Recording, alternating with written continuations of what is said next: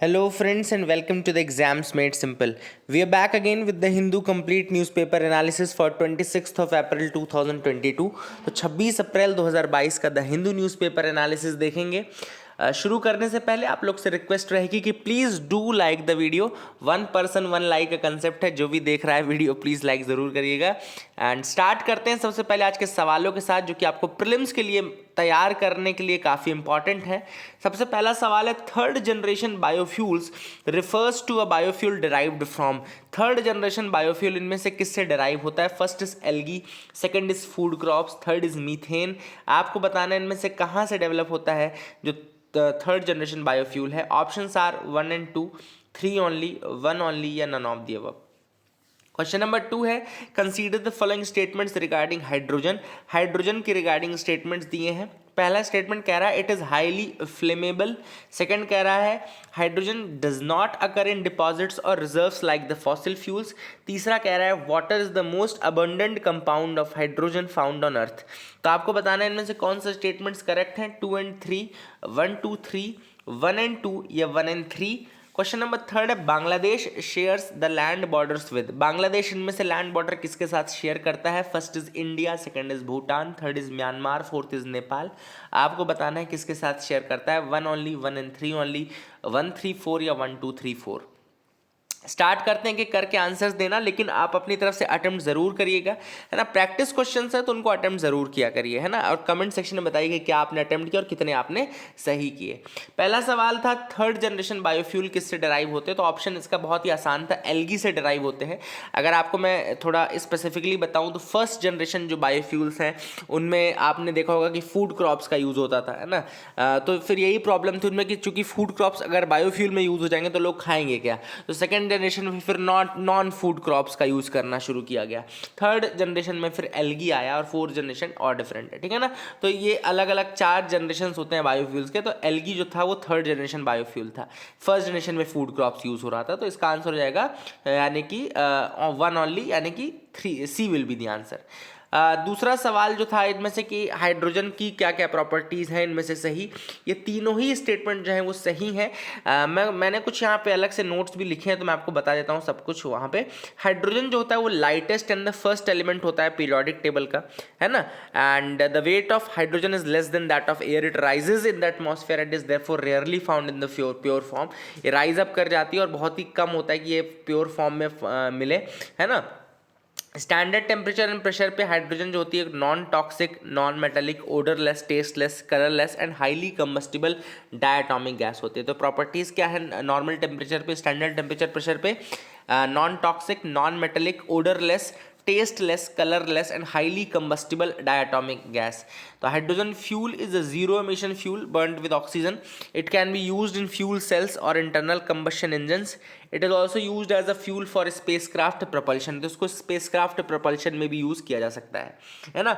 और अभी इसलिए भी इंपॉर्टेंट है हाइड्रोजन के बारे में जानना, क्योंकि ग्रीन हाइड्रोजन बहुत ज़्यादा न्यूज़ में रहा है। तो हो सकता है यूपीएससी हाइड्रोजन को टारगेट करे ग्रीन हाइड्रोजन की जगह, है ना। तो ये भी हो सकता है। हाइड्रोजन के अकरेंस के बारे में बात करें तो it is the most abundant element in the universe. Universe में सबसे ज़्यादा अबंडेंट है। सन में चाहे देखो या दूसरे स्टार्स देखो वो लार्जली हाइड्रोजन से ही कंपोज रहते हैं। एस्ट्रोनॉमर्स का मानना ये कि लगभग 90% of the atoms in the universe are hydrogen atoms and hydrogen is a component of more compounds than any other element, ठीक है ना। Is a component of more compound than any other elements, क्योंकि carbon चाहे hydrocarbon हो चाहे कुछ भी हो उसमें सब में हाइड्रोजन आपको जरूर मिलेगा, है ना। And water is the most abundant compound of hydrogen found on earth. Earth में जो सबसे अबंडेंट कंपाउंड है हाइड्रोजन का वो है वाटर। तो ये भी आपको याद रखना है। तीसरा सवाल मैंने आपसे पूछा था कि बांग्लादेश के साथ बॉर्डर में से कौन सी कंट्रीज शेयर करती हैं, है ना। ऑप्शंस आपके पास थे इंडिया, भूटान, म्यांमार और नेपाल। तो भूटान और नेपाल देखो बिल्कुल नहीं करती। कॉमन सेंस लगाना था कि नेपाल तो वहाँ पर है, बांग्लादेश के साथ शेयर ही नहीं कर सकता, और नेपाल ही बस एलिमिनेट कर लेते तो 2 एलिमिनेट हो जाते, सी और डी। और फिर ये तो कॉमन सेंस है कि इंडिया और आपका म्यांमार दोनों ही करता है। तो इंडिया और म्यांमार इसका करेक्ट आंसर हो जाएगा। तो I hope you got clarity regarding these 3 questions, आपको समझ में आ गया होगा। मूव करते हैं आज के mains question of the day की तरफ, देखते हैं। आज का mains question of the day है what were the causes of British enforcement in India. आपको बताना है कि ब्रिटिश इन्फोर्समेंट इन इंडिया के कारण क्या थे। How did they became so powerful here, Britishers यहाँ पे इतने पावरफुल कैसे हो गए। तो this is the question of the day, mains question of the day. History से ही रिलेटेड है ना, थोड़ा स्टैटिक के भी क्वेश्चंस मैं आपसे पूछना शुरू कर रहा हूँ, इसलिए आप लोग लिखने की कोशिश जरूर करिएगा। कल कई लोगों ने आंसर लिखे थे, कई अच्छे अच्छे पॉइंट्स भी देखने को मिले, है ना। तो I hope you will continue doing that and do right this answer.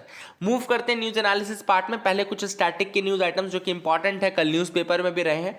तो पेनिसिल्वेनिया जो है, it has became the first major fossil fuel producing state in the US to adopt a carbon pricing policy. तो US में से पहला जो state ऐसा बना है पेनिसिल्वेनिया, जिसने कि कार्बन प्राइसिंग पॉलिसी स्टार्ट किया है। देखो, कार्बन प्राइसिंग पॉलिसी अपन 2 तरीके से कर सकते हैं, मैंने ये पूरा नोट्स में लिखा है, याद रखिएगा। कार्बन प्राइसिंग अप्रोच होती क्या है। कार्बन प्राइसिंग अप्रोच एक ऐसा इंस्ट्रूमेंट है जो कि देखता है कि कितना एक्सटर्नल कॉस्ट है आपका ग्रीन हाउस गैस एमिशन का, मतलब उनके सोर्स को प्रोड्यूस करने से कितना एक्सटर्नल कॉस्ट पड़ रहा है, फिर उसको उसका मतलब कि एक तरीके से उसकी एब्सोल्यूट वैल्यू निकाली जाती है और उसको उसकी प्रॉपर प्राइस निकाली जाती है कि अगर आप इतने यूनिट्स प्रोड्यूस करेंगे तो उसका कितना ऑफसेट करने के लिए उसको कितना खर्चा आएगा। मतलब सपोज करो आपने 1 टन कार्बन एमिशन एमिट किया, अब 1 टन कार्बन एमिशन को ऑफसेट करने में कितना खर्चा आएगा ये निकाला जाता है, और फिर जो प्रोड्यूसर है, जो सोर्स है, उससे उतनी ही रकम ले ली जाती है कि ठीक है आप इतना प्रोड्यूस कर रहे हो कार्बन अगर, तो इतना आप आपको पे कर दो ताकि हम उसको ऑफसेट करने में जो रिसोर्सेज लगाएंगे हम यूज़ कर सकें, ठीक है ना। अब ये दूसरी चीज़ क्या देखी जाती है, जैसे ग्रीन हाउस गैस का एमिशन होगा तो उसकी कुछ सोशल कॉस्ट भी होगी, उसकी कुछ क्रॉप्स को डैमेज होगा, कुछ हेल्थ कॉस्ट भी रहेगा, है ना, कुछ ड्रॉट्स भी पड़ेंगे, लॉस ऑफ प्रॉपर्टी भी होगी, flood of sea level rise भी होगा। ये सारी जो है इसको social cost of carbon emission बोलते हैं। क्या बोलते हैं इसको? Social cost of carbon emission इसको कहा जाता है। इसका मतलब क्या हुआ कि मतलब कि जब आपने कार्बन एमिट किया या ग्रीन हाउस गैस एमिशन किया तो उसका सोशल कॉस्ट कितना पड़ रहा है, मतलब कि उसका इम्पैक्ट दूसरी चीजों के ऊपर कितना पड़ रहा है ये निकाला जाता है, ठीक है ना। अब जब कार्बन के ऊपर एक प्राइस आप डाल देंगे तो इससे जो बर्डन है, मतलब कि जो उसको ऑफसेट करने में जो रकम लगेगी वो आपने पहले ही ले ली, ठीक है ना। तो those who are responsible you are making them pay for their emission and all, है ना। तो you are making them pay for, you are holding someone accountable कि भैया आपने चूंकि इतना प्रोड्यूस किया है इसलिए आप अकाउंटेबल हो इस चीज के लिए, इसलिए आप इसके लिए इतना पे करो, ठीक है ना। अब कार्बन प्राइसिंग जो मैकेनिज्म है वो 2 तरीके से इंप्लीमेंट हो सकते हैं। एक तो एमिशन ट्रेडिंग सिस्टम, जैसे कि आपने क्योटो प्रोटोकॉल इन सब में देखा होगा। एमिशन ट्रेडिंग में क्या होता है कि ट्रेडिंग सर्टिफिकेट्स होते हैं कि इतने यूनिट्स आप एमिट कर सकते हो। कुछ कंट्रीज क्या कर रही थी, कम एमिट कर रही थी, और कुछ कंट्रीज ज़्यादा एमिट कर रही थी। तो जो ज़्यादा एमिट कर रही थी वो कार्बन ट्रेड कर रही थी, मतलब दूसरी कंट्रीज जो कम एमिट कर रही थी उनसे ले रही थी सर्टिफिकेट और फिर उसको यूज़ कर रही थी और उसके बदले में उनको पे कर रही थी। तो वो भी एक तरीके का कार्बन प्राइसिंग ही है। दूसरा है कार्बन टैक्स, मतलब कि आप डायरेक्टली आपने प्राइस सेट कर दिया कि अगर आप प्रोड्यूस कर रहे हो इतना, अगर आप प्रोड्यूस करते हो तो इतना आपको टैक्स देना पड़ेगा। तो दूसरा जो मैकेनिज्म होता है कार्बन प्राइसिंग का वो होता है कार्बन टैक्स। और पहला आपका कौन सा, एमिशन ट्रेडिंग सिस्टम मैंने आपको बताया। एमिशन ट्रेडिंग सिस्टम मतलब कि आपने जितना एमिट करना है उसको पहले ही ट्रेड कर लिया, कार्बन सर्टिफिकेट्स ले लिए, ठीक है ना। अब इसमें 2 चीज़ें हैं, difference between social cost of carbon and carbon pricing. Social cost of carbon क्या होती है? सोशल कॉस्ट ऑफ कार्बन मतलब कि कितना इम्पैक्ट, कितना डैमेज जो है वो कार्बन के कारण या कार्बन एमिशन के कारण हो रहा है। सोशल कॉस्ट ऑफ कार्बन जैसे ऊपर मैंने बताया था, इन्वायरमेंट को कितना नुकसान, क्रॉप्स को कितना नुकसान, ड्रॉट्स और इन सब से इंसानों को कितना नुकसान, ये कहलाती है सोशल कॉस्ट ऑफ कार्बन। और कार्बन प्राइसिंग मतलब कि कंपनीज कितना विलिंग है पे करने के लिए फॉर एमिशन क्रेडिट्स ऑफर्ड, मतलब कि एक यूनिट जो एमिशन क्रेडिट की है उसको प्रोड्यूस करने के लिए कितना कंपनीज विलिंग है पे करने के लिए, वो कार्बन प्राइसिंग कहलाती है, ठीक है ना। कॉमन सेंस से दोनों चीज़ें समझ में आ गई। आई hope you got clarity regarding that. तो एक होती है सोशल कॉस्ट ऑफ कार्बन, दूसरा होता है कार्बन प्राइसिंग।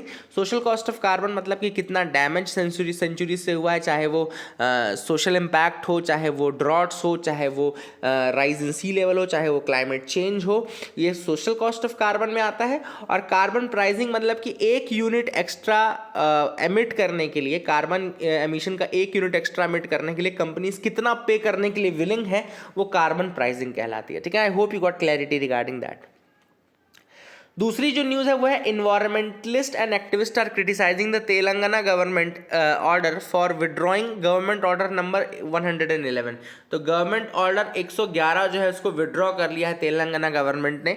इसके अगेंस्ट इन्वायरमेंटलिस्ट एंड एक्टिविस्ट जो है काफ़ी इसके हो हल्ला मचा रहे हैं। अब ये क्या है गवर्नमेंट ऑर्डर 111? गवर्नमेंट ऑर्डर 111 है basically for protecting the historical Osman Sagar and Himayat Sagar reservoirs in Hyderabad. Hyderabad में 2 रिजर्वायर्स हैं, वाटर रिजर्वायर्स हैं, जिनका नाम, एक का नाम था उस्मान सागर, दूसरे का नाम था हिमायत सागर। याद रखिएगा हैदराबाद में है दोनों, Osman Sagar and Himayat Sagar. These are the reservoirs in Hyderabad. यहाँ क्या था बेसिकली, बहुत ही फ्रेजाइल सराउंडिंग इकोसिस्टम है इनका। हिमायत सागर और उस्मान सागर का दोनों का जो सराउंडिंग इकोसिस्टम है काफ़ी फ्रेजाइल है। तो गवर्नमेंट ऑर्डर 111 के तहत 1996 में जब अनडिवाइडेड आंध्र प्रदेश था, तो 1996 में उस समय गवर्नमेंट ने एक इशू किया था government order 111, government order number 111, जो कि प्रोहिबिट करता है एनी डेवलपमेंट और construction work in the catchment area of Osman Sagar and Himayat Sagar lakes up to the radius of 10 kilometre. मतलब इन लेक्स के 10 किलोमीटर तक, इन लेक्स के 10 किलोमीटर तक कोई भी डेवलपमेंटल या कंस्ट्रक्शन वर्क जो है वो प्रोहिबिटेड रहेगा, ताकि हम इसके कैचमेंट एरिया को प्रोटेक्ट कर सके। ठीक है ना, that is the thing which was there. And ये था गवर्नमेंट ऑर्डर 111, जो कि अनडिवाइडेड आंध्र प्रदेश में निकाला गया था 1996 में, उस्मान सागर और हिमायत सागर के कैचमेंट एरिया को प्रोटेक्ट करने के लिए। उसके रेडियस के 10 किलोमीटर रेडियस तक कुछ भी कंस्ट्रक्शन एक्टिविटी नहीं ली जाएगी। ठीक है ना। Now, government order prohibited the setting up of industries, residential colonies and hotels among others which can cause pollution. तो गवर्नमेंट ऑर्डर ने प्रोहिबिट किया था कि कोई इंडस्ट्री सेटअप नहीं होगी, रेसिडेंशियल कॉलोनी सेटअप नहीं होगी, होटल सेटअप नहीं होंगे, है ना, या कोई भी ऐसी चीज़ जो कि पॉल्यूशन क्रिएट कर सके वो सेटअप नहीं की जाएगी।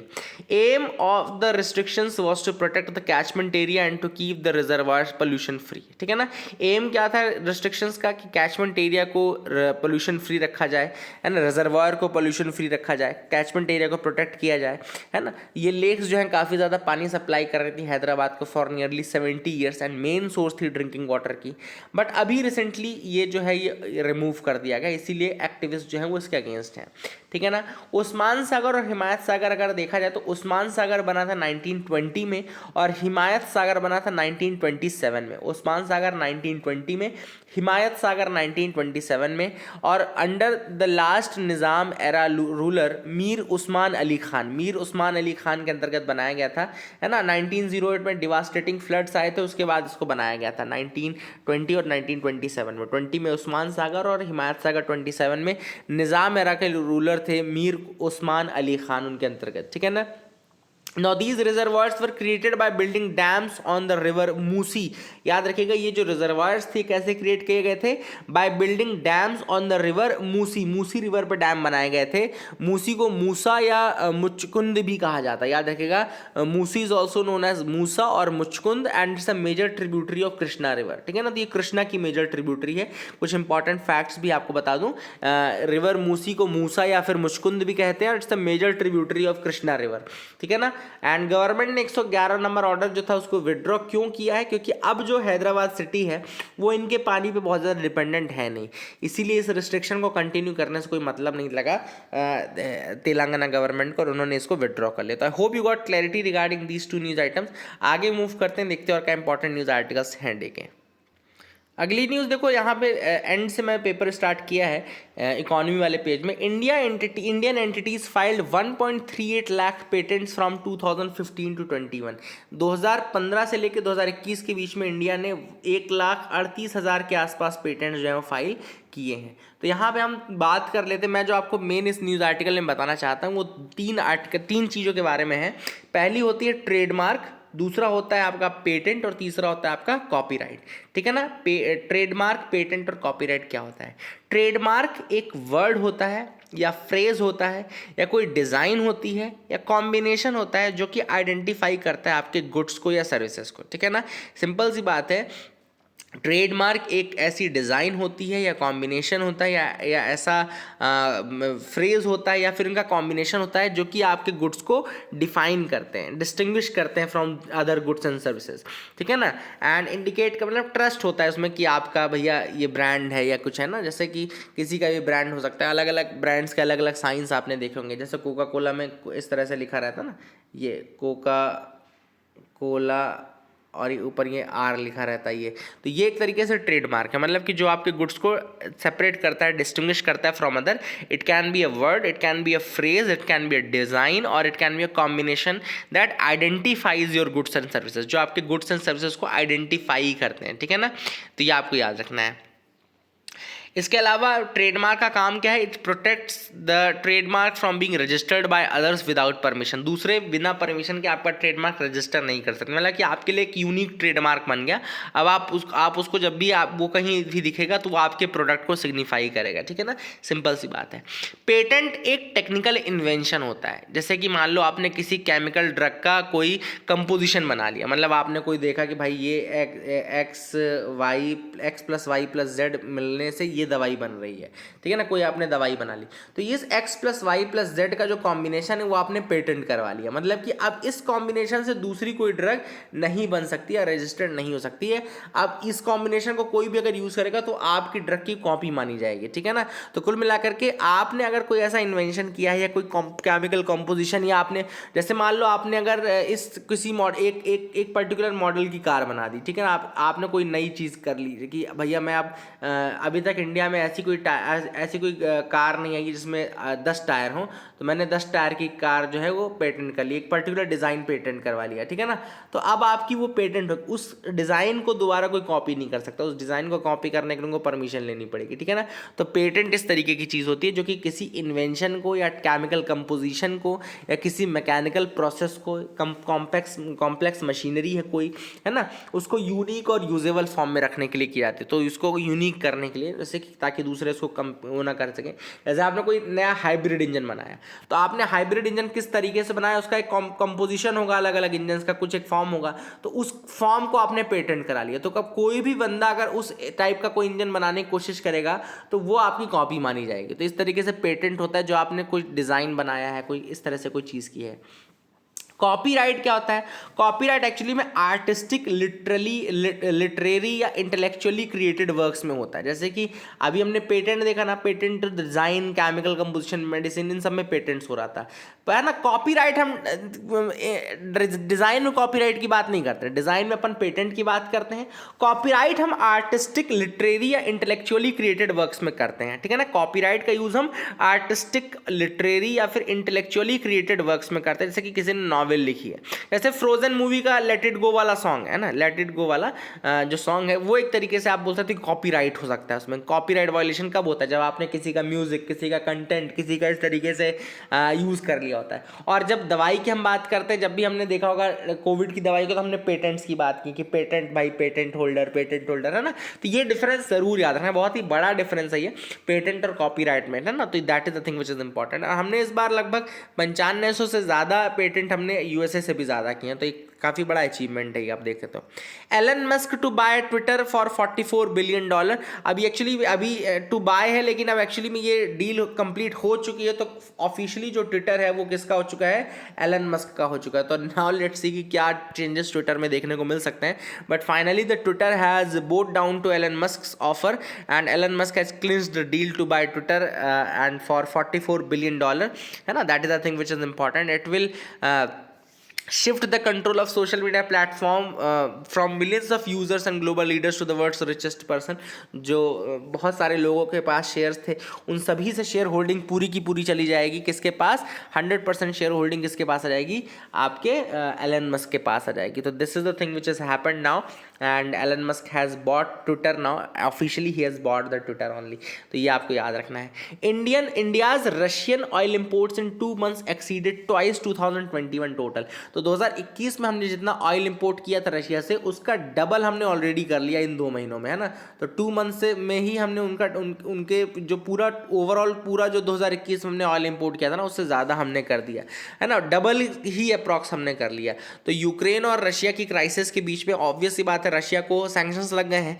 अब जैसे ही रशिया को सैंक्शंस लग गए तो रशिया दूसरी कंट्रीज़ को वो करने लगा कि भाई सस्ते में हम ऑयल आपको बेच रहे हैं, है ना. सस्ते में ऑयल. फिर इंडिया ने ऑब्वियस बात है, इंडिया के लिए अपॉर्चुनिटी है, और इंटरनेशनल रिलेशन में चूंकि इंटरेस्ट ज़्यादा मैटर करते हैं, इसलिए हमने वही किया जो हमारी कंट्री के लिए सही था, and we have taken that opportunity. Labour participation dips to 40% from 46% in 6 years. तो 6 सालों में जो हमारा लेबर फोर्स पार्टिसिपेशन है उसमें काफ़ी बड़ा ड्रॉप देखने को मिला है। लगभग 40% of Indians of legal working age were employed और वर लुकिंग फॉर जॉब इन 2021-22। केवल 40% इंडियंस ऐसे हैं जो कि या तो एम्प्लॉयड हैं या फिर they are looking for the jobs. Actually देखो, लेबर फोर्स पार्टिसिपेशन में दो चीज़ें होती है, एक तो ऐसा व्यक्ति जो ऑलरेडी काम कर रहा हो या फिर वो काम ढूंढ रहा हो, मतलब he is in a mood to join the work force.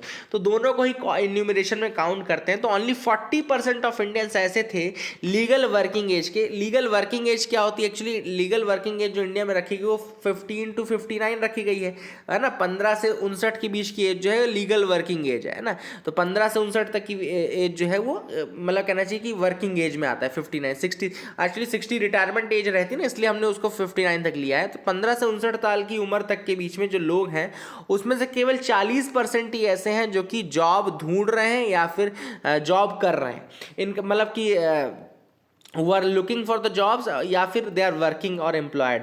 तो अर्लियर जो 2016-17 का डेटा था उसमें जो लेबर फोर्स पार्टिसिपेशन आया तो लगभग 46% आया था, है ना।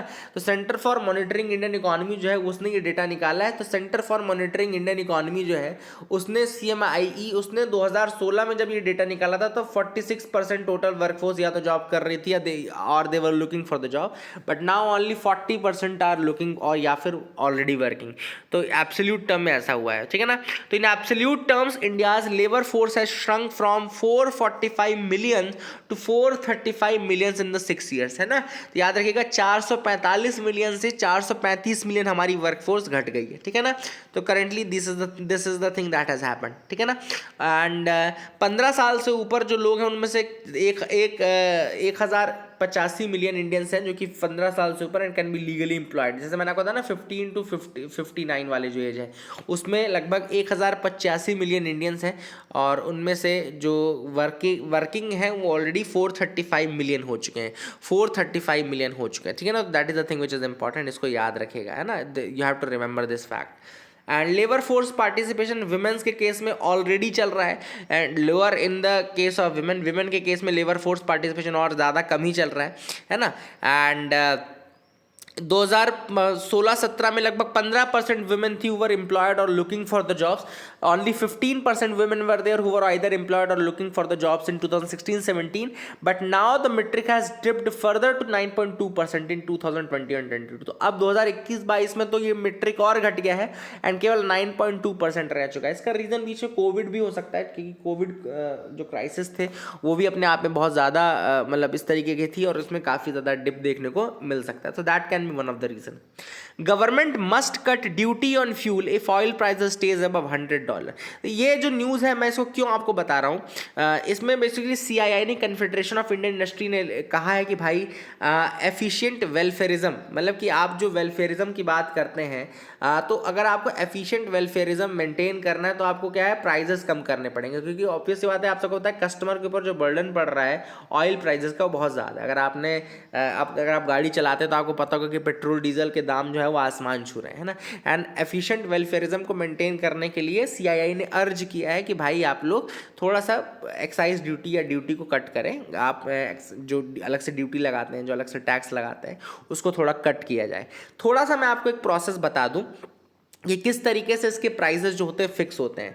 तो जो public sector oil marketing companies होती हैं ना, oil marketing companies IOCL, BPCL, ये सब जो कंपनीज होती हैं, ये कंपनी रिवाइज करती हैं रिटेल प्राइसेस पेट्रोल डीजल के डेली बेसिस पे। याद रखिएगा, the prices of petrol and diesel in India are revised on a daily basis, ठीक है ना। And this happens according to the changes in the prices of the global crude oil. तो global crude oil के prices के basis पे जो retail price है, retail price मतलब कि आपको जो मार्केट में पेट्रोल और डीजल मिल रहा है वो डेली चेंज होता है। अब देखो क्या होता है, आपने देखा होगा कि दिल्ली में अलग प्राइस मिल रहा है, मुंबई में अलग प्राइस पे पेट्रोल डीजल मिल रहा है ना, मध्य प्रदेश में अलग प्राइस पे मिल रहा है, ठीक है ना। तो ये क्यों होता है? तो सबसे पहले इसका ब्रेकअप अगर मैं आपको बताऊं तो एक तो oil and basic marketing companies का बिल्कुल एक प्राइस होता है जिसमें कि ऑयल मार्केटिंग कंपनीज लेते हैं, ठीक है ना। ऑयल मार्केटिंग कंपनीज लिया, अब इसके ऊपर क्या गवर्नमेंट क्या करती है, एक एक्साइज ड्यूटी लगाती है ना, government puts an excise duty on it, ठीक है। ये सेंट्रल की होती है, सेंट्रल एक्साइज ड्यूटी लगाती है, ठीक है, सेंट्रल गवर्नमेंट एक्साइज ड्यूटी लगाती है। फिर स्टेट गवर्नमेंट इस पर एक सेल्स टैक्स लगाती है जिसको वैट बोलते हैं, वैल्यू एडेड टैक्स या सेल्स टैक्स बोलते हैं, जो कि स्टेट गवर्नमेंट लगाती है। फिर इसके बाद एक प्रॉफिट मार्जिन होता है जो कि जो वेंडर है, जो फाइनल वेंडर है, उसको एक प्रॉफिट मार्जिन देना पड़ेगा। तो ये पूरी प्राइस जोड़ करके जो प्राइस बनती है वो आपकी रिटेल प्राइस कहलाती है। याद रखेगा, एक तो प्राइस जिसमें कि ऑयल मार्केटिंग कंपनीज ने ऑयल लिया, मतलब इंटरनेशनल दामों से जो लिया ऑयल मार्केटिंग कंपनीज ने, तो एक होगा आपका बेसिक जो परचेज प्राइस हो गया। फिर उसके ऊपर लगा के एक्साइज ड्यूटी लगा, जो कि किसने लगाया, सेंट्रल गवर्नमेंट ने लगाया। फिर आपका उसके ऊपर वैट सेल्स टैक्स लगा, वैट या सेल्स टैक्स लगा जो कि स्टेट गवर्नमेंट ने लगाया। फिर उसके ऊपर प्रॉफिट मार्जिन था जो कि ऐड किया गया, प्रॉफिट मार्जिन ऐड किया। इन सबको जोड़ करके आपका क्या बना, रिटेल प्राइस। अब प्राइजेस हर स्टेट के अलग क्यों होते हैं, क्योंकि हर स्टेट में जो वैट या जो सेल्स टैक्स होता है ना, ये डिफरेंट होता है। तो अलग अलग स्टेट्स में चूंकि ये सेल्स टैक्स या वैट टैक्स डिफरेंट है, इस कारण से प्राइजेस आपको डिफरेंट देखने को मिलते हैं। तो I hope you got clarity regarding the calculation of the prices कैसे होता है। I hope you got clarity, आपको समझ में आ गया होगा। आगे मूव करते हैं, देखते हैं क्या इंपॉर्टेंट न्यूज आर्टिकल्स हैं। India third highest military spender. तो अब सिप्री की एक और रिपोर्ट आई है वर्ल्ड मिलिट्री स्पेंडिंग की, जो कि काफ़ी ज़्यादा बढ़ गई है ऑलरेडी। तो वो सिप्री यानी कि Stockholm International Peace Research Institute. SIPRI का मतलब क्या है, Stockholm International Peace Research Institute. आपके लिए सवाल यह है कि सिप्री कौन सी रिपोर्ट निकालती है और सिप्री का फाउंडेशन कब हुआ था और कहाँ पे इसका हेडक्वार्टर है, ठीक है ना। Stockholm Institute International Peace Research Institute, इसका हेडक्वार्टर कहाँ पर है और ये कब बना था, ठीक है ना। तो इसने लगभग 5 लार्जेस्ट जो स्पेंडर्स हैं, मिलिट्री स्पेंडर्स हैं, उनकी लिस्ट निकाली है। लिस्ट तो इसने पूरी निकाली, लेकिन 5 जो उसमें हाईएस्ट स्पेंडर्स हैं 2021 में फॉर द मिलिट्री पर्पस, वो थे यूएसए फर्स्ट नंबर पे, चाइना सेकेंड नंबर पे, इंडिया थर्ड पे, यूके फोर्थ पे और रशिया फिफ्थ पे। यानी कि these were the top 5 spenders, military spenders in 2021। इनमें से जो यूएसए, चाइना, इंडिया, यूके और रशिया हैं, they are accounting for nearly 62% of expenditure. तो ये वर्ल्ड का 62% एक्सपेंडिचर तो अकेला इन 5 कंट्रीज ने किया है। यूएसए नंबर 1 पे, चाइना नंबर 2 पे, इंडिया नंबर 3 पे, यूके नंबर 4 पे और रशिया नंबर 5 पे। तो these were the top 5 spenders in the military spending in 2021। I hope you got clarity regarding that. आगे मूव करते हैं, देखते हैं और क्या इंपॉर्टेंट न्यूज़ आर्टिकल्स हैं। अगली न्यूज़ देखिए, यहाँ पे लिखे FCRA not for human rights NGO decline. अब एक human rights non governmental organisation है जिसका नाम है Commonwealth Human Rights Initiative, CHRI, एक इंटरनेशनल NGO है that works for human rights in Commonwealth countries. तो मिनिस्ट्री ऑफ होम अफेयर्स ने इसका FCRA रजिस्ट्रेशन जो है वो कैंसिल कर दिया है। FCRA रजिस्ट्रेशन क्या होता है, basically it's mandatory for any NGO और association to receive their foreign funds. अगर किसी ऑर्गेनाइजेशन को या NGO को फॉरेन फंड्स चाहिए तो FCRA के अंतर्गत उसको रजिस्टर करना ही पड़ेगा, और FCRA का रजिस्ट्रेशन हर 5 साल में रिन्यू करना पड़ता है। इसके अलावा आपको ये भी पता होगा कि इनका एक स्टेट बैंक ऑफ इंडिया में अकाउंट खुलता है जो कि दिल्ली में ही लोकेटेड है, आधार के साथ लिंकेज करनी पड़ती है। तो FCRA रजिस्ट्रेशन मैंडेटरी होता है किसी भी NGO के लिए कि वो अगर फॉरेन कंट्रीब्यूशन लेना है तो इसका जो FCRA रजिस्ट्रेशन है वो 7 जून 2021 को एलिस्ड वायलेशंस के कारण कैंसिल किया गया था। 180 दिन का वेटिंग पीरियड था, तो 180 दिन का वेट किया गया और CHRI ने दिल्ली हाई कोर्ट को मूव किया था। दिल्ली हाई कोर्ट पे केस चल रहा था, ऑलरेडी पेंडिंग था, और लेकिन दिल्ली हाई कोर्ट जो था उसने फरवरी में रिफ्यूज़ कर दिया to interfere with the MHA's decision. MHA ने now cancelling the registration without waiting for the second 180 day period to lapse. तो दूसरा जो 180 डेज का पीरियड था उसको लैप्स होने के पहले ही MHA ने ये CHRI का जो पीरियड है, CHRI का जो रजिस्ट्रेशन FCRA वो कैंसिल कर दिया है। Now they can not take that privilege of getting the foreign funds for that, है ना। तो that is the thing which is important. Open to implementing uniform civil code Himachal. अब हिमाचल प्रदेश के जो CM है यानी कि जयराम ठाकुर जी, उन्होंने कहा है कि now uniform civil code is a very good step and government of Himachal Pradesh is open on implementing the uniform civil code. Uniform civil code के बारे में थोड़ा बता दूं। यूनिफॉर्म सिविल कोड कहता है कि one law for India, entire India के लिए एक सिविल लॉज होने चाहिए। अब वो किसी भी रिलीजियस कम्युनिटी का व्यक्ति क्यों ना हो, यानी कि चाहे वो हिंदू हो, मुस्लिम हो, सिख हो, ईसाई हो, है ना, पारसी हो, जो भी हो, there should be only one uniform law for the civil cases in India for all the religious communities. चाहे वो मैरिज का मैटर हो, सिविल मैटर्स मतलब मैरिज का, डाइवोर्स का, इनहेरिटेंस का, एडॉप्शन का, कोई भी मैटर हो, यूनिफॉर्म लॉ होना चाहिए for all the religious communities ना। ये चीज़ ऑलरेडी आर्टिकल 44 के अंतर्गत, यानी कि directive principle of state policy DPSP के अंतर्गत ऑलरेडी मेंशन्ड है that state shall endeavour to secure a uniform civil code for the citizens throughout the territory of India. पूरे भारत में जो स्टेट्स हैं, they shall endeavour to secure a uniform civil code for the citizens throughout the territory of India. ठीक है ना। अब starting में जब BR अम्बेडकर जी ने इस प्रोविजन के बारे में बात की थी तो उन्होंने कहा था ये डिजायरेबल जरूर है, लेकिन इस मूवमेंट में इसको वॉलंटरी रखना ही ठीक रहेगा। तो ड्राफ्ट कॉन्स्टिट्यूशन में ये 35 नंबर का आर्टिकल था, लेकिन जब फाइनल कॉन्स्टिट्यूशन बना तो ये directive principle of state policy part 4 के अंतर्गत आर्टिकल 44 में इनकॉर्पोरेट हुआ। याद रखिएगा, ये एक्चुअली में 35 नंबर का आर्टिकल था ड्राफ्ट कॉन्स्टिट्यूशन का, लेकिन बाद में फिर ये किस में चला गया, आर्टिकल 44 ऑफ द DPSP में चला गया। ठीक है, इसको याद रखिएगा। एंड इसको BR अम्बेडकर जी ने कहा था कि बहुत इंपॉर्टेंट ज़रूर है, डिज़ायरेबल भी है पूरी कंट्री के लिए, लेकिन अभी at this moment it should be kept voluntary.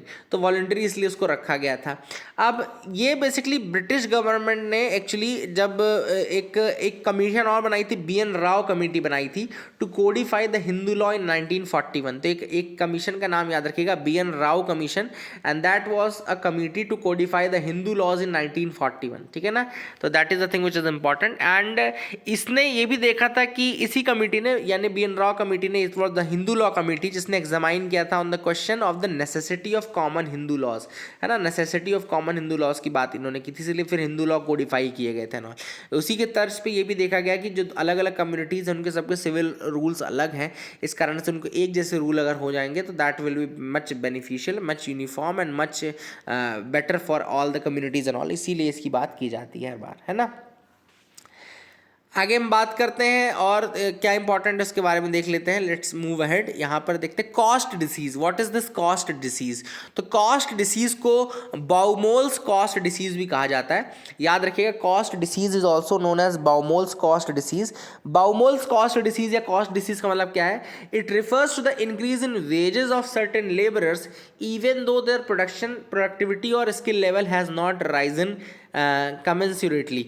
मतलब कि बिना स्किल या बिना प्रोडक्टिविटी बढ़ाए हुए आपकी जब वेजेस बढ़ने लगे, कुछ लेबरर्स की वेज जो है वो बढ़ जाती है even if they are not increasing their productivity और they have not increase their skill level. बिना स्किल लेवल को बढ़ाए या बिना प्रोडक्टिविटी लेवल को बढ़ाए जब प्राइजेस बढ़ जाएं, लेबर की वेजेस जब बढ़ जाएं, तो उसको क्या बोलते हैं हम? उसको हम बोलते हैं बाउमोल्स कॉस्ट डिसीज या फिर कॉस्ट डिसीज बोलते हैं। अब ऐसा कब होता है? मान लो जैसे एग्रीकल्चर में कुछ वर्कर्स लगे हुए हैं, सपोज करो इंडस्ट्रीज ने अपने जो इंडस्ट्रीज में बहुत सारा कंपटीशन बढ़ रहा है, तो इंडस्ट्रीज में मान लो सपोज करो प्राइजेस बढ़ रहे हैं, इंडस्ट्रियल लेबर की प्राइजेस बढ़ रहे हैं, सपोज करो इंडस्ट्रियल लेबर के प्राइजेस बढ़ रहे हैं, तो या तो कंपटीशन के कारण जब इंडस्ट्रियल लेबर अपने लेबर्स को खींचने के लिए, अट्रैक्ट करने के लिए प्राइजेस बढ़ाएंगे, तो एग्रीकल्चर वर्कर्स को भी मन करेगा कि यार हम चले जाते हैं वहाँ पे, है ना। तो यहाँ पे जब एग्रीकल्चर की फील्ड में जो काम कर रहे हैं वो लोग उनके प्राइस भी तो बढ़ाएंगे एग्रीकल्चर लेबर्स के, ताकि ये लोग भागे ना, दूसरे फील्ड की तरफ ना जाए, है ना। तो ये क्या है? बिना स्किल बढ़े, बिना प्रोडक्टिविटी बढ़े आपके प्राइसेस बढ़ रहे हैं, आपके वेजेस बढ़ रहे हैं। इसी को बाउमोल्स डिसीज या फिर कॉस्ट डिसीज कहा जाता है। I hope you got clarity regarding that.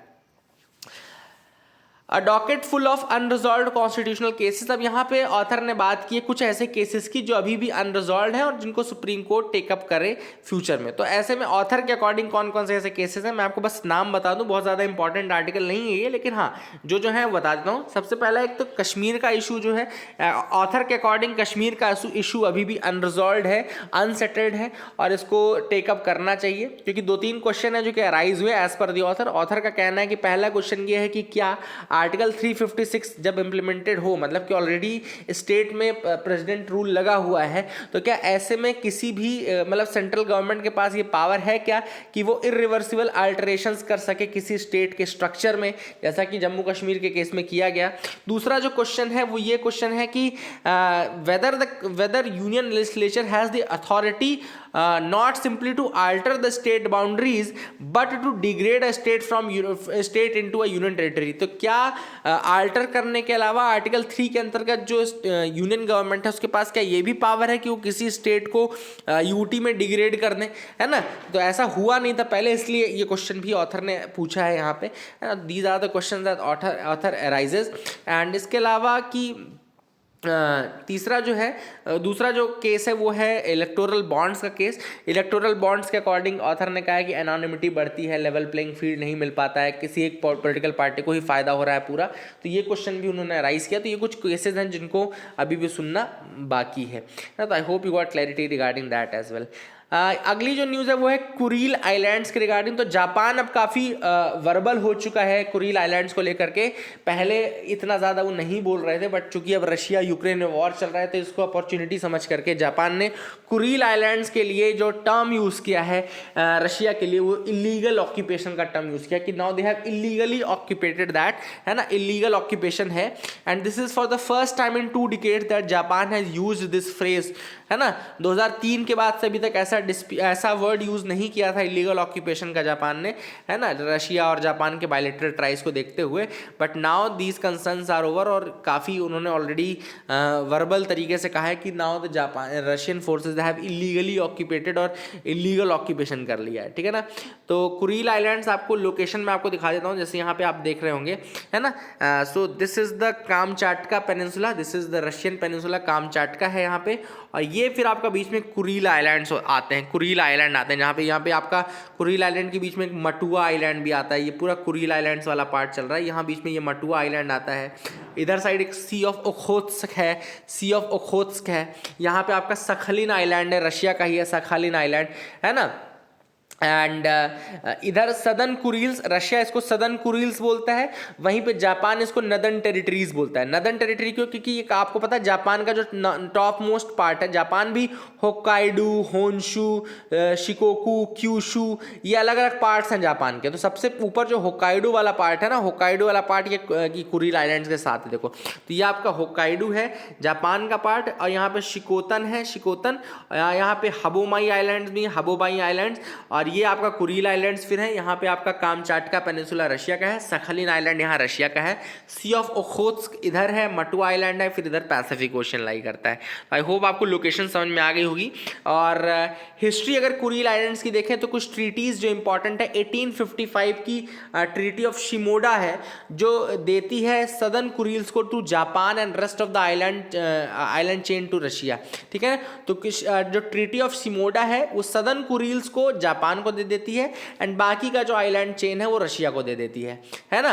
And सखलिन island जो है वो जॉइंट एडमिनिस्ट्रेशन में रहेगा। ट्रीटी ऑफ शिमोडा 1855, ठीक है ना, ट्रीटी ऑफ शिमोडा 1855। फिर 1875 की ट्रीटी ऑफ सेंट पीटर्सबर्ग है, it cedes all the Kurils to Japan in exchange for Russian jurisdiction over Sakhalin. तो रशिया का सखलिन के ऊपर ज्यूरिसडिक्शन रहेगा और बाकी पूरे कुरील का जापान के ऊपर रहेगा। ट्रीटी ऑफ सेंट पीटर्सबर्ग बोलता है। इन्हीं दो ट्रीटीज का नाम जापान बार बार लेती है कि भैया ट्रीटी ऑफ शिमोडा में सदर्न कुरील जापान के पास दिया था, और ट्रीटी ऑफ सेंट पीटर्सबर्ग ने आपने पूरा कुरील दे दिया था। और जापान ने एक और रूसो जापानीज वॉर 1905 में जब रशिया हार गया तो जापान को सदर्न सखलिन का भी कंट्रोल मिल जाता है, तो ये भी इसको करते हैं, ठीक है ना। तो that is the thing which is important, जो कि क्लेम किया जाता है। फिर Japan renounces the claims to Kuril in the treaty of San Francisco. तो एक 1915 की ट्रीटी है, ट्रीटी ऑफ सैन फ्रांसिस्को, जो कि जापान और एलाइड पावर्स के बीच में हुआ था। सोवियत यूनियन ने इसको ना ही साइन किया था, एंड जापान ने क्लेम किया था कि जो सदर्न कुरील्स हैं वो कुरील चेन का हिस्सा नहीं है, लेकिन जापान ने जो कुरील्स हैं उनका क्लेम रिनाउंस किया था ट्रीटी ऑफ सैन फ्रांसिस्को में। तो जो रशिया है वो ट्रीटी ऑफ सैन फ्रांसिस्को का जिक्र करता है, लेकिन रशिया ने चूंकि वो ट्रीटी साइन नहीं की थी, इसलिए ये एक बड़ा सवाल रहेगा कि क्या है बेसिकली ये, है ना। That is the thing which is important. ये कुछ ट्रिटीज़ थी जो कि मैंने आपको बता दी। नाउ लेट्स सी क्या इसमें होता है। लास्ट आर्टिकल जो आज का है वो है the goal of an energy secure South Asia. तो यहाँ पे ऑथर ने बस साउथ एशिया को ये बोला है कि भैया आप लोग अपनी इलेक्ट्रिसिटी रिक्वायरमेंट्स को पूरा करो और आप इलेक्ट्रिसिटी जनरेशन करो और मेक श्योर करो कि 100% आप इलेक्ट्रीफाइड हैं, प्लस आपका जो मूवमेंट है या ट्रांजिशन है towards the renewable sources of energy वो भी आपका प्रॉपर हो जाए, ठीक है ना। तो ऑथर ने कहा सबसे पहले कि अगर आपने देखा हो तो लगभग हम 340 टेरावाट आर 1990 में साउथ एशिया में इलेक्ट्रिसिटी जनरेशन था। 2015 में वो बढ़ करके 1500 टेरावाट आवर्स हो चुका है। तो काफ़ी बड़ा जंप देखने को मिला होगा, जिसमें बांग्लादेश ने 100% इलेक्ट्रिफिकेशन अचीव कर लिया है। भूटान ने, मालदीव्स ने, श्रीलंका ने ऑलरेडी 2019 में ही 100% इलेक्ट्रिफिकेशन अचीव कर लिया था। For India and Afghanistan, the figures are 94.4% and 97.7, मतलब इंडिया के लिए 94.4% इलेक्ट्रिफिकेशन और अफगानिस्तान के लिए 97.7% इलेक्ट्रिफिकेशन है। पाकिस्तान में 73.91% इलेक्ट्रिफिकेशन है ना।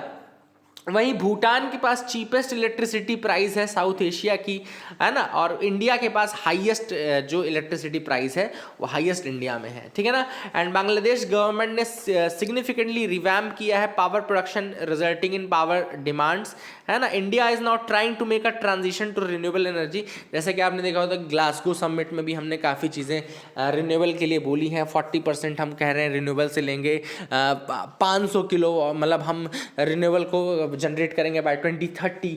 तो काफ़ी बड़े बड़े हम जो है वो रिन्यूएबल की तरफ शिफ्ट के लिए एक जंप जो है वो ले रहे हैं, ठीक है ना। एंड कोई भी कंट्री हो बहुत ज़्यादा बेनिफिट उसको मिलता है अगर आप इलेक्ट्रिफिकेशन को बढ़ाएंगे, है ना। तो इससे काफ़ी ज़्यादा चीज़ें हमारी इंप्रूव होती हैं। अब इसके कुछ चैलेंजेस क्या क्या हैं कि आप एक तो रीजनेबल रेट फर्स्ट जो चैलेंज है वो रीजनेबल प्राइस में आप इलेक्ट्रिसिटी प्रोवाइड कर सकें। सेकेंड जो है वो डिस्ट्रीब्यूशन और जनरेशन के जो लॉसेज हैं, डिस्कॉम्स के जो लॉसेज हैं उनको डिक्रीज कर सकें, है ना, ट्रांसमिशन लॉसेज को कम कर सकें। तीसरा जो मेन इसमें इशू आता है वो इन्वायरमेंटल इशूज आते हैं कि भैया इलेक्ट्रिसिटी आप प्रोड्यूस तो कर रहे हो लेकिन कौन से सोर्स से कर रहे हो, क्या आप कार्बन से प्रोड्यूस कर रहे हो या नॉन कार्बन सोर्सेज से, आप रिन्यूएबल एनर्जी से कर रहे हो कि नॉन रिन्यूएबल एनर्जी से। तो जो ये चैलेंजेस हैं इनको एड्रेस करना जरूरी है। फिर से बता दूं, पहला है एक तो आपका प्राइसिंग का इशू है ना, कि मतलब चीप प्राइस में आपको मिले। दूसरा मैंने आपको बताया कि AT&T लॉसेज जो आपका ट्रांसमिशन लॉसेज हैं, ये सब लॉसेज को कम करना है। तीसरा मैंने आपको बताया कि रीजनेबल रेट हो गया, ये हो गया। तीसरा मैंने आपको बताया कि जो इन्वायरमेंटल लॉस है वो नहीं होना चाहिए, मतलब कि आपकी एनर्जी जो प्रोड्यूस हो वो ऐसे सोर्सेज से प्रोड्यूस हो जो इन्वायरमेंट को नुकसान ना पहुंचाए। चौथा आपका मैंने आपको बताया कि एनर्जी सिक्योरिटी, मतलब कि एनर्जी सिक्योरिटी मतलब अभी तो ठीक है, फ्यूचर की भी जो डिमांड्स हैं, जो पॉपुलेशन बढ़ने वाली है वो भी आप कर सकें। फिर फिफ्थ जो है एनर्जी कंजर्वेशन है। एनर्जी का मतलब कि आप कंजर्व कर सके जितना भी आप कर सकते हैं, एनर्जी कंजर्वेशन, आप वेस्टेज ना करें, है ना। फिर एक और है आपका कि रूरल इलेक्ट्रिफिकेशन, रूरल एरियाज को आप छोड़ें ना, रूरल इलेक्ट्रिफिकेशन भी बहुत ज़्यादा इंपॉर्टेंट पार्ट है, वो भी आप मेक श्योर करें कि रूरल इलेक्ट्रिफिकेशन जो है वो प्रॉपर हो रहा है या नहीं हो रहा है। तो ये सारे जो इंपॉर्टेंट चीज़ें हैं ये सब यहाँ पे डिस्कस की गई। आई होप यू गॉट क्लैरिटी। इसके अलावा ऑथर ने कुछ और चीज़ें बताई कि जो SDGs हैं काफ़ी ज़्यादा लिंक्ड हैं। अगर आप देखें तो बांग्लादेश ने क्या किया है कि बांग्लादेश ने सोलर पावर ड्रिवन इलेक्ट्रिफिकेशन वहाँ पे स्टार्ट किया है। बांग्लादेश ने रूरल इलेक्ट्रिफिकेशन के लिए सोलर पावर किया है, जिसमें उन्होंने कहा है कि affordable, reliable, sustainable, modern energy 2030 तक करेंगे और इसमें लगभग 1 लाख फीमेल सोलर एंटरप्रेन्योर्स को इंक्लूड करेंगे, है ना। जो कि SDG नंबर 7 तो कर ही रहा है। SDG नंबर 7 क्या है? Ensuring access to affordable, reliable, sustainable and modern energy, है ना, फॉर ऑल। SDG 5 भी अचीव कर पाएगा बांग्लादेश, जैसे कि अचीव जेंडर इक्वलिटी। तो कहीं ना कहीं सारे टारगेट्स जुड़े हुए हैं। इंडिया ने प्लेज किया कि 40% टोटल एनर्जी का वो रिन्यूएबल एनर्जी से प्रोड्यूस करेंगे, ये भी एक अच्छा स्टेप है ना। एक्सेस टू इलेक्ट्रिसिटी जो है वो इंफ्रास्ट्रक्चर को भी इम्प्रूव करता है। तो जैसे जो SDG नंबर 7 है यानी कि एनर्जी फॉर ऑल है, SDG 9 को भी इम्प्रूव करेगा, यानी कि जो रेजिलिएंट इंफ्रास्ट्रक्चर है या इसको बनाने में भी मदद करेगा या सस्टेनेबल इंडस्ट्रियलाइजेशन को अचीव करने में मदद करेगा। तो कहीं ना कहीं SDG 9 को भी लिंक कर दिया इसने। एनर्जी एक्सेस जो है वो ऑनलाइन एजुकेशन को भी मदद करता है। तो SDG 4 जो है यानी कि इंक्लूसिव एंड इक्विटेबल एजुकेशन जो है वो भी इससे जुड़ा हुआ है ना। अब ऑब्वियस सी बात है, अगर बिजली रहेगी तभी तो आप ऑनलाइन एजुकेशन, डिजिटल एजुकेशन ले पाओगे, तो ये भी है। एंड यही इलेक्ट्रिसिटी आपकी पॉवर्टी का भी एक वो है कि आपके घर में बिजली है कि नहीं है, तो पॉवर्टी को एलिमिनेट करने में भी SDG 1 भी हो गया। इलेक्ट्रिसिटी है, अगर सारी जो टेक बेस्ड हेल्थ सोल्यूशंस है SDG 3 हो गया, वो भी आपका जुड़ा हुआ हो गया। तो आपने देखा कि ये जो इलेक्ट्रिसिटी है उससे कोई एक SDG नहीं बल्कि बहुत सारे SDG जो है वो जुड़े हुए हैं और आप अचीव कर सकते हैं if you are able to produce just one thing, electricity, ठीक है ना। एंड ऑथर ने वही कहा कि इसको आप प्रोड्यूस करो प्लस आप इन्वायरमेंट को ध्यान में रखो, इसलिए ग्रीन एनर्जी या ग्रीन ग्रोथ एनर्जी की बात कही जाती है। तो that is what author is saying. Author ने कहा है कि क्या करने की जरूरत है, तो ऑथर ने वही कहा कि एक डिस्ट्रीब्यूशन फ्रेमवर्क बनाओ जो कि ग्रोइंग एनर्जी डिमांड को फुलफिल करने में मदद करे। पावर ग्रिड्स का आप यूज़ करिए, है ना, ग्रिड्स बनाइए, साउथ एशिया का पावर ग्रिड बनाइए, है ना। एंड जो रिन्यूएबल सोर्स ऑफ एनर्जी है उनको यूज़ करिए, हाइड्रो इलेक्ट्रिसिटी को यूज़ करिए, क्लाइमेट प्रूफ इंफ्रास्ट्रक्चर बनाइए, climate proof and better building practices, better design practices, flexible monetary framework, integrated resource plan जो कि रिन्यूएबल एनर्जी इनोवेशन को सपोर्ट करे, है ना। And all this can not be achieved just by the government, केवल government इसको achieve नहीं कर सकता, प्राइवेट सेक्टर की भी जरूरत पड़ेगी। तो इसलिए पब्लिक प्राइवेट पार्टनरशिप में काम करें, तभी ये सारी चीज़ अचीव हो पाएंगी। बहुत अच्छा आर्टिकल था, आई होप यू गॉट क्लैरिटी।